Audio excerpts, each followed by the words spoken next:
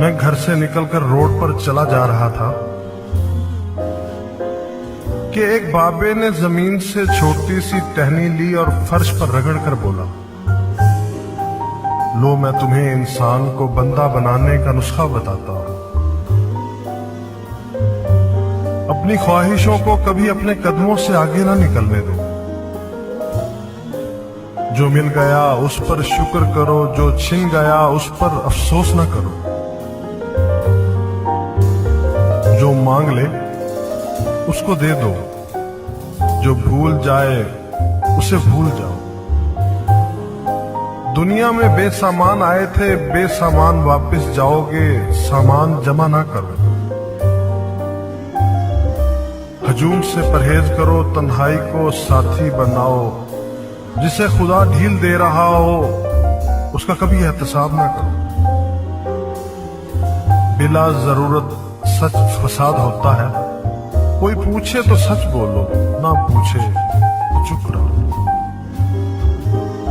لوگ لذت ہوتے ہیں اور دنیا کے تمام لذتوں کا انجام برا ہوتا ہے۔ زندگی میں جب خوشی اور سکون کم ہو جائے تو سیر پر نکل جاؤ، تمہیں راستے میں سکون بھی ملے گا اور خوشی بھی۔ دینے میں خوشی ہے، وصول کرنے میں غم۔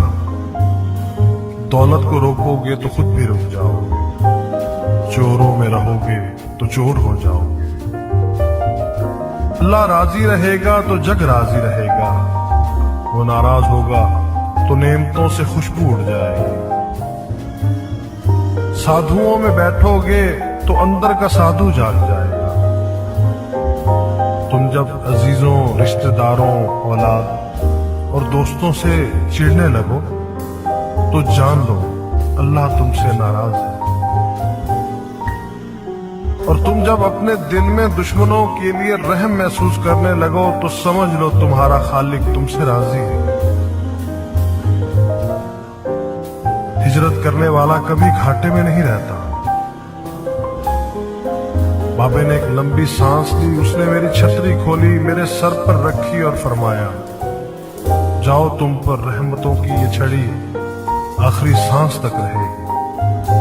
بس ایک چیز کا دھیان رکھنا، کسی کو خود نہ چھوڑنا، دوسرے کو فیصلے کا موقع دینا۔ یہ اللہ کی سنت ہے۔ اللہ کبھی اپنی مخلوق کو تنہا نہیں چھوڑتا، مخلوق اللہ کو چھوڑتی ہے۔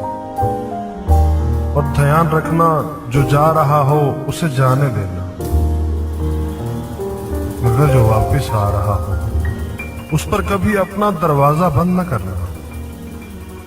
یہ بھی اللہ کی عادت ہے۔